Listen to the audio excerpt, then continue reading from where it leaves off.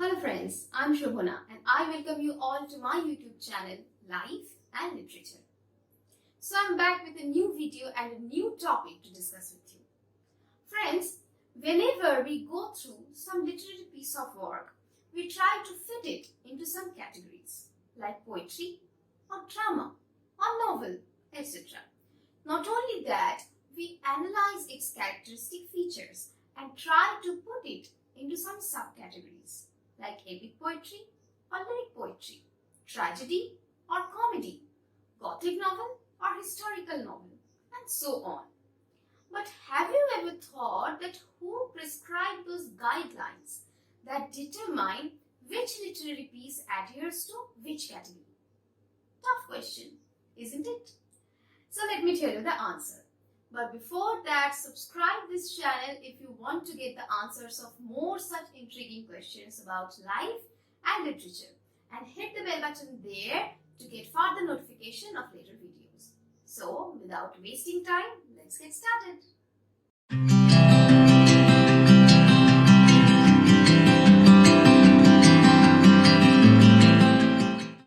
Actually, this is quite confusing to determine what comes first, the work or the theory. But if we go back to the ancient period, we will find that people first started writing some literary pieces, and then some philosophers or critics started analyzing those works and delivered theories on them. In the ancient period of say 500 or 400 BCE, people of some ancient cultures started writing some great literary work.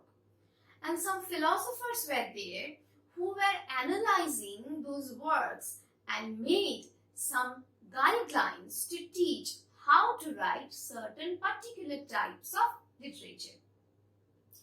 Two such guidebooks are considered to be the perfect rule book for literature, especially poetry and drama, as these were the traditional forms of literature.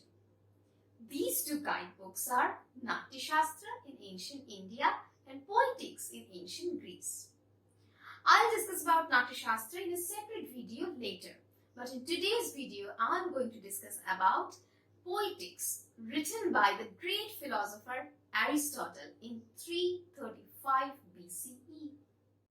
The story of writing Poetics actually started from Aristotle's teacher, Plato, who conceptualized an ideal state, named it Utopia, and declared that poets should be banished from this land because, according to him, poets always mislead common people with their imaginary concepts of life.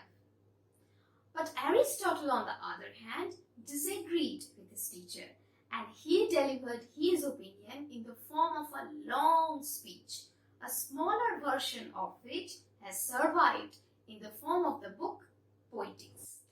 This book deals with the characteristic features of epic poetry and drama, both comedy and tragedy. It is considered that there were two books of Poetics, one on comedy and one on tragedy. But the book on comedy has been somehow lost, and what has survived is the book on tragedy.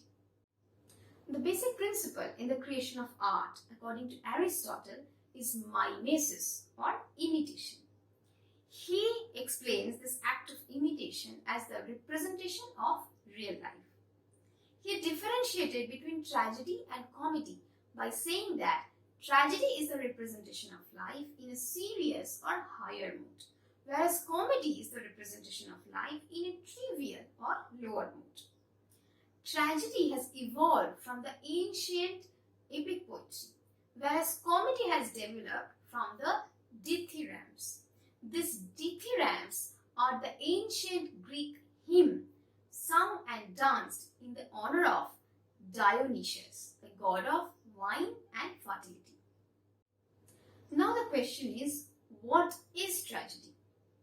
According to Aristotle, tragedy is the imitation of an action that is serious, complete, and of a certain magnitude, in language embellished with each kind of artistic ornament, the several kinds being found in separate parts of the play.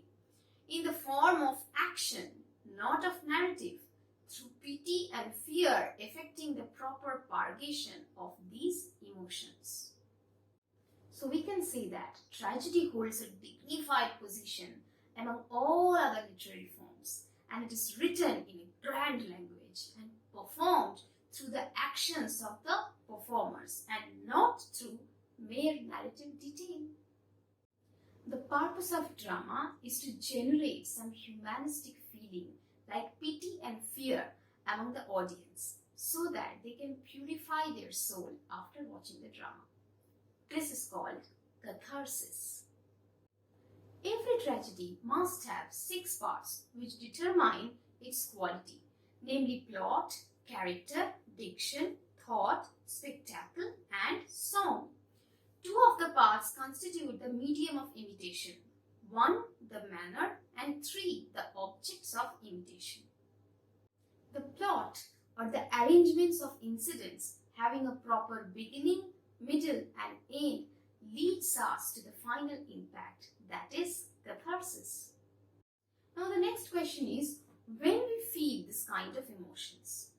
It is when we see PERIPETIA, a reversal of fortune of a character who has some distinctive admirable qualities.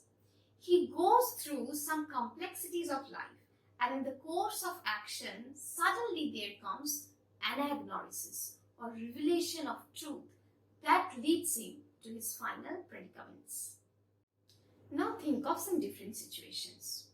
In the first place, when we see a virtuous man passing from prosperity to adversity, does this invoke pity and fear?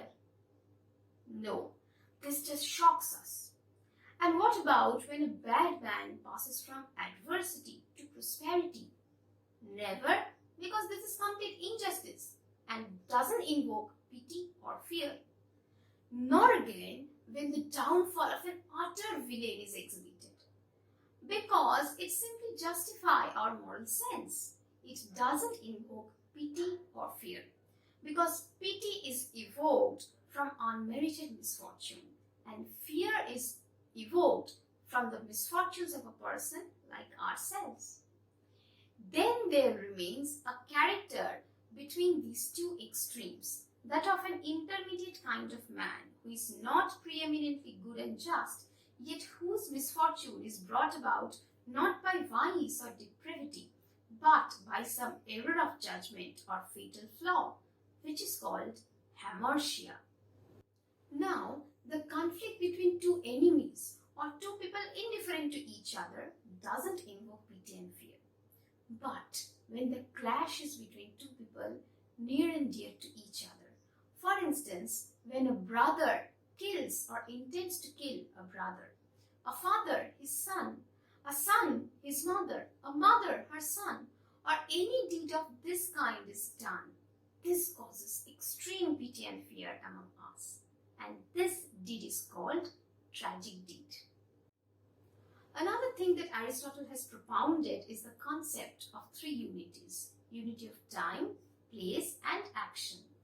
Unity of time suggests that the play should be confined within a justifiable span of time. Unity of place suggests that the incident should happen in some closely related places. And unity of action suggests that the plot should reflect a proper exposition, distinctive climactic point, and a denouement or resolution. So this was all about Poetics, the first ever guidebook on drama and poetry, which led other philosophers and critics like Horace or Longinus to develop their own theories on literature and art forms. If you are interested in exploring different ways of life and literature, then please subscribe to this channel and hit the bell button to get further notification of later videos. If you like this video, then hit the thumbs up and share with your friends. I will be waiting for your valuable opinions through your comments. Thank you for watching this video.